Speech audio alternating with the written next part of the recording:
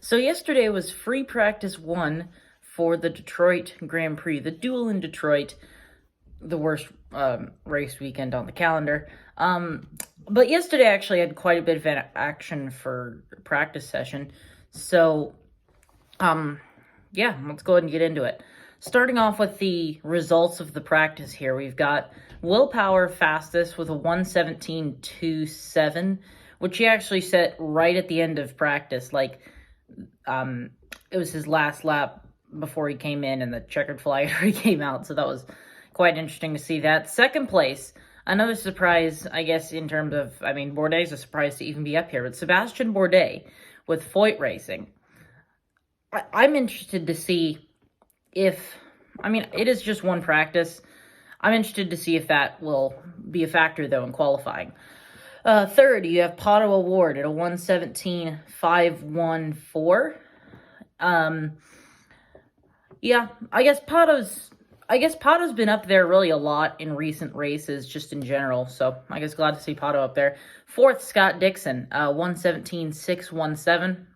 It's Scott Dixon, of course, he's going to be up there. Fifth, Alexander Rossi at a 1:17.658. Now, he, in the last couple of races, and really last year too, just hasn't been up to, the standards of what you would think of as, Alexander Rossi. He hasn't been winning anything. I don't think he's won anything since 2019, and, he hasn't even been that close, on many occasions. Yeah, and then sixth, Colton Herta at a 1:17.812. I think Colton will be a factor. This track's, I guess it's kind of similar to St. Petersburg. It's a bumpy street course, but, obviously he won at St. Petersburg. I wouldn't be surprised if Colton's a factor again today. So other things that happened, you had a couple of guys spinning. Jimmy Johnson and Scott McLaughlin spun at the same time and brought out a red flag. And another thing is McLaughlin spun and actually hit the wall and, destroyed his car. So they weren't able to get out for the rest of that practice session. So McLaughlin has all of 5 laps on black tires for qualifying. He's basically coming into qualifying not knowing anything about this track. So that really sucks for McLaughlin, but it's an hour and 15-minute session. There's not a lot of time to get stuff done, but he obviously would have loved to have that hour and 15 back, because he spun 15 minutes into the session and didn't do much. Jimmy looked like he had just kind of spun in turn 3, I think that is.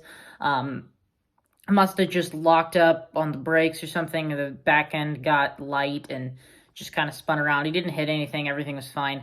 Another thing that happened was Roman Grosjean basically did the same thing at the exit of 2, but he, instead of spinning out to the inside, he spun right at the wall, and the back point of his rear wing actually clipped the wall, but just barely. A great job by Roman to avoid hitting the wall, and he was able to actually spin the car right around and keep going.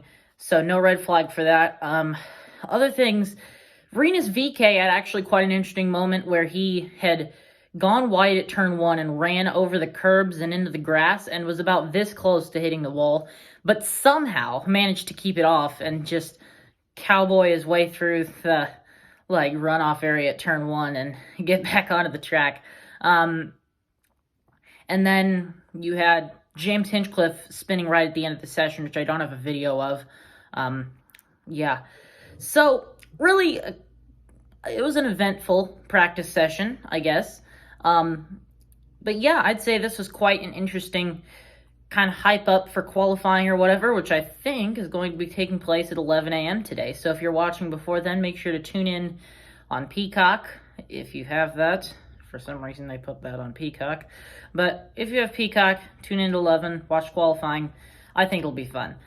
So that's about all I have for today. I'll come back I'll probably come back with a report after the race. I don't know if I'm going to do a qualifying report. So that's probably all I've got for today. I'll come back with a report from after the race, and then probably the same thing tomorrow. Yeah, see y'all later. Bye.